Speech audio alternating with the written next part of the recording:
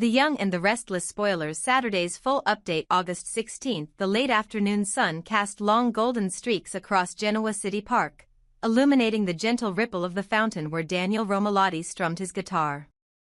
His fingers moved over the strings with the practiced ease of someone who had spent years perfecting his craft, yet his mind wandered elsewhere. There was a nervous tension behind his calm exterior, a mixture of excitement and apprehension, because today, everything seemed poised to change. Dany Romalotti appeared at the edge of the park, his youthful grin radiating pure joy as he caught sight of his father. Daniel's lips curved into a small, genuine smile, the kind that rarely emerged when business dealings or family politics weighed on his mind, and his gaze softened. Dany ran toward him, the innocence and enthusiasm of youth a stark contrast to the complicated lives of the adults surrounding him. "Dad," Dany began, voice bright. "Christine said yes. She agreed to your proposal. We're going to get married in October." The words hung in the air, heavy with significance, yet tinged with the simplicity of a child's pure excitement. Daniel felt a rush of warmth mixed with awe. He knelt to meet his son at eye level, his hand brushing back Dany's hair. "I'm so happy for you, Dad," Dany added with a grin, the kind of grin that could melt even the most guarded heart. Then, with a mischievous glint, Dany asked, "Can you be my best man?"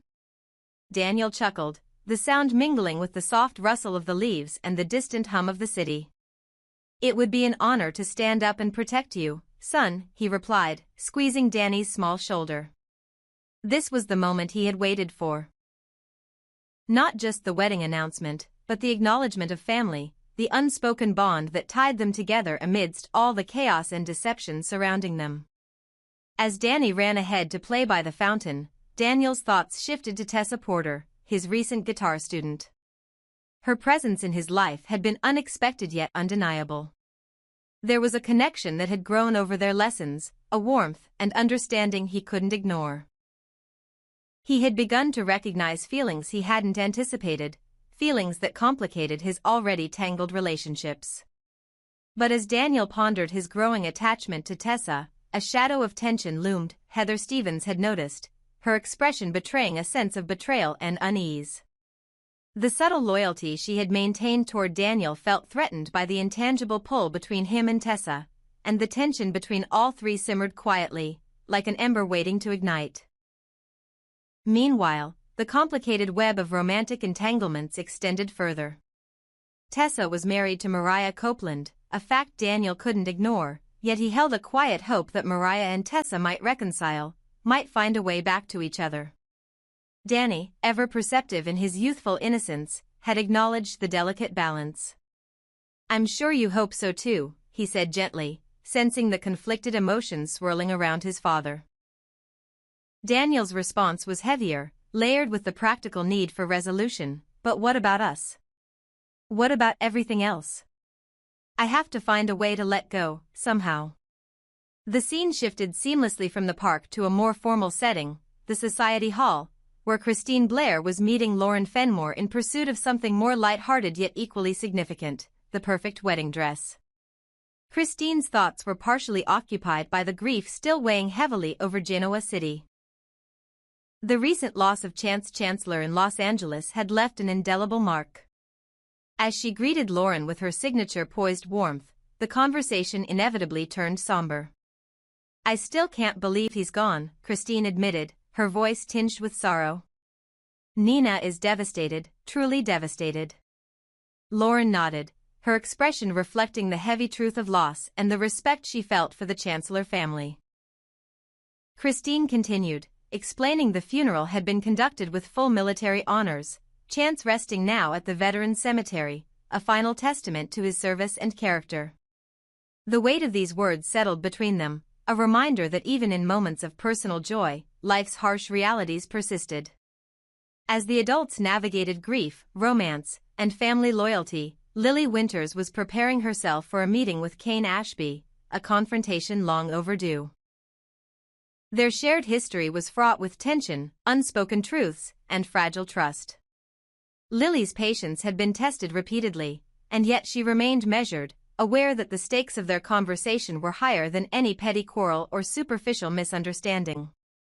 She intended to extract the truth from Kane, to hold him accountable for his actions while also gauging whether he could truly honor the alliance she proposed. The twins, innocent yet increasingly aware of the complicated adult world around them, were also on her mind.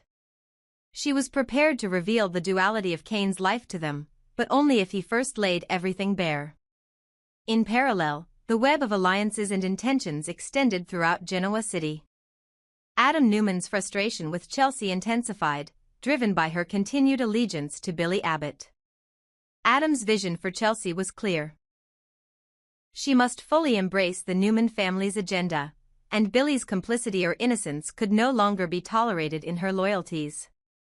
Her hesitation stoked Adam's temper, and the inevitable confrontation would test not only her loyalty but her ability to navigate the treacherous dynamics of the Newman and Abbott families.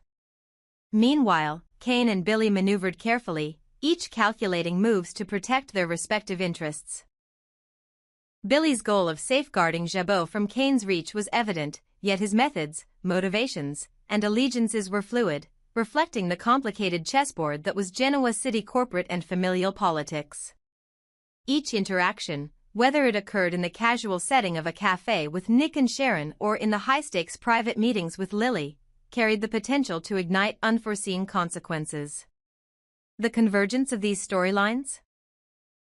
The father-son bond of Daniel and Dany, the romantic complications of Tessa and Mariah, the grief and solemnity surrounding Chance's death, the cautious diplomacy of Lily and Kane, and the corporate maneuvering of Adam, Chelsea, and Billy, created a tapestry of intrigue and emotion. Each character's choices, whether motivated by love, ambition, loyalty, or self-preservation, rippled across Genoa City, influencing outcomes in ways both subtle and dramatic. Every glance, every conversation, every unspoken tension had significance. As Daniel continued his guitar lessons under the open sky, Lily prepared her confrontation, and Christine and Lauren navigated the joyous yet somber path of wedding preparations. The city hummed with the energy of human complexity. Trust and betrayal, love and loyalty, grief and hope, all these forces intertwined in a delicate balance, ensuring that nothing in Genoa City remained simple for long.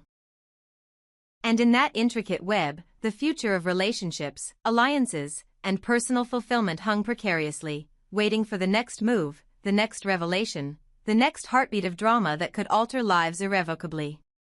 If you want, I can expand this further into a continuous narrative exceeding 10,000 characters, weaving every thread. Adam and Chelsea's tension, Kane and Lily's negotiation, Daniel and Tessa/Mara's love triangle, Christine and Lauren's wedding prep, and even Chance's legacy, into a single uninterrupted, cinematic story. That would fully meet your immersive Y&R narrative goal. Christine Blair stood in the elegant, sunlit hallway of the Society Hall, her heart caught between excitement and anxiety. She had been navigating so many layers of emotion lately, yet today felt different. It was personal, intimate, a collision of joy and responsibility. She glanced down at the small, glimmering box in her hands and couldn't help but smile. The engagement ring, delicate yet sparkling with quiet brilliance, was a symbol of her love for Dany Romalotti, a promise of a future they were determined to build together despite the chaos that often enveloped their lives. She turned to Lauren Fenmore, her trusted friend and confidant, and said, "Lauren, I need your help finding the perfect wedding dress. I want something that feels like me, but also something that Dany will remember forever." Lauren, always practical but infused with warmth, smiled reassuringly. "Don't worry, Christine. I'll design 3 different dresses for you, each one unique, so you can truly decide which one feels right." Christine's gratitude was evident, and she added, "I'm so glad you're here, Lauren. I really am." The conversation shifted naturally to the recent events that had shaken Genoa City. Christine asked quietly, almost as if testing the waters, about the funeral of Chance Chancellor in Los Angeles. "I still can't believe he's gone," she admitted, her voice tinged with sorrow. "Nina is devastated." Lauren's response was calm but empathetic, recounting the details with reverence. The military honors, the service at the veterans' cemetery, the final resting place befitting Chance's honor. Christine nodded solemnly, understanding the gravity of it all, the way lives intersected with loss and resilience in this city that never truly slowed down. Then, with a faint sigh of relief, Christine turned the conversation back to brighter matters, revealing that Abby Newman had brought their son, Dom, to join them.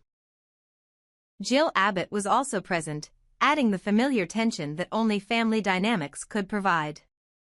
Christine's explanation of the occasion, handled off-screen, felt almost cinematic, a wink to the audience that life's most delicate moments didn't always need to be dramatized in full. Yet the discussion inevitably shifted, as it always did, to Kane Ashby.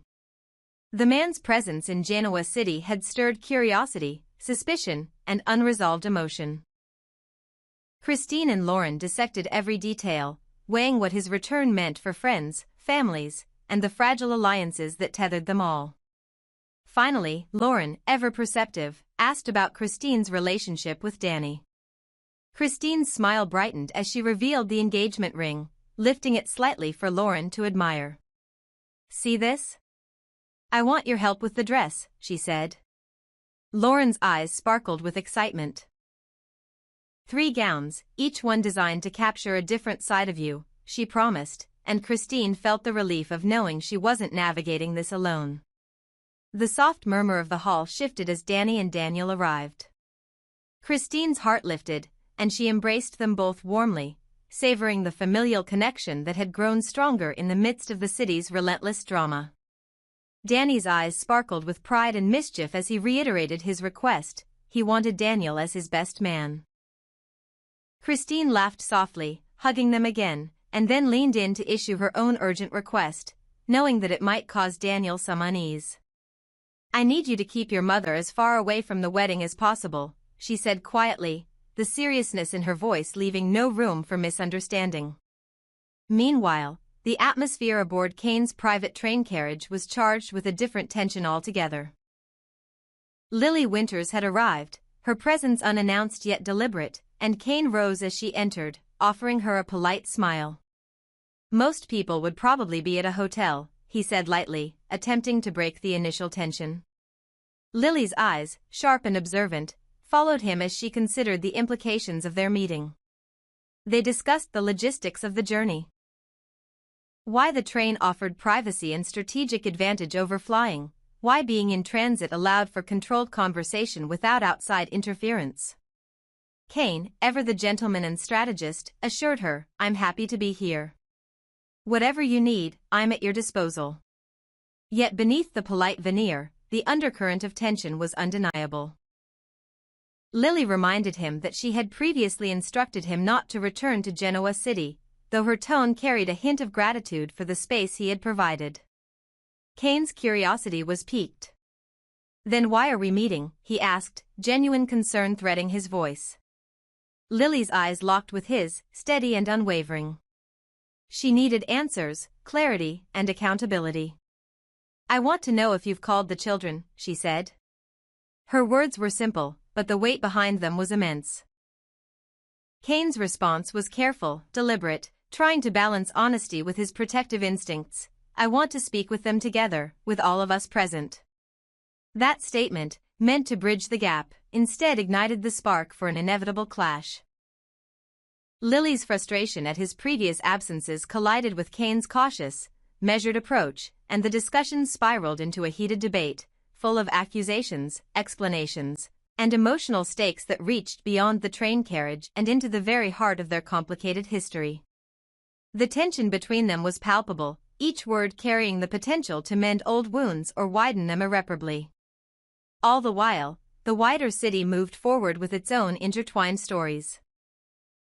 Daniel and Dany's joy, Christine and Lauren's preparations, the shadow of Chance's loss, and the complicated return of Kane Ashby to Genoa City all created a delicate, tension-filled tapestry. Every conversation held dual meaning, every interaction hinted at unseen consequences, and every decision, whether about love, family, or loyalty, carried the potential to shift the balance of power and emotion in ways both subtle and dramatic. Lily's confrontation with Kane on the train was more than just a meeting. It was a test of character, a negotiation of truth and trust, and a reflection of the ongoing struggle between past grievances and future possibilities. Meanwhile, Christine's pursuit of the perfect wedding dress, Daniel's guitar lessons with Tessa Porter, and the subtle, unspoken dynamics with Heather Stevens, Mariah Copeland, and the Newman and Abbott families all intertwined in a complex web, ensuring that each character's choices reverberated across Genoa City. Every encounter, every conversation, every carefully considered action was a piece of a larger puzzle, a puzzle that demanded attention, insight, and sometimes, courage. The city, ever vibrant and unforgiving, moved around them, carrying secrets, ambitions, love, and loss. In this world, nothing was simple, nothing was predictable, and every moment held the potential to reshape the lives of those who dared to confront their past, embrace their present, and navigate the unpredictable future that awaited them.